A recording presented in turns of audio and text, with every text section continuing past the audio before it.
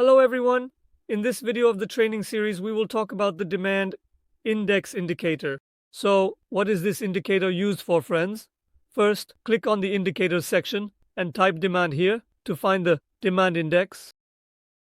By writing this way, we click on the demand index, friends, and the lower part comes up like this. As you can see, it has arrived here. Now, what does this indicator show us?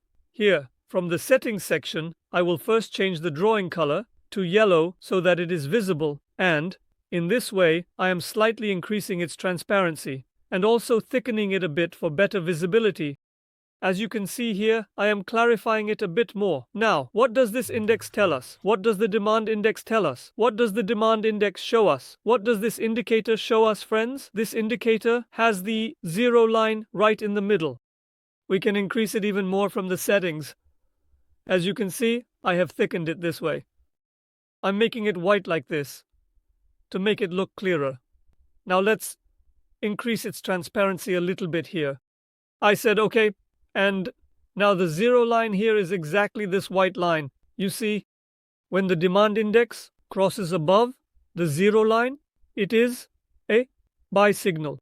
When it falls below the zero line, it is a sell signal, friends. No one other than a coin engineer will provide you with this information. These indicators are used globally, friends. These indicators are important.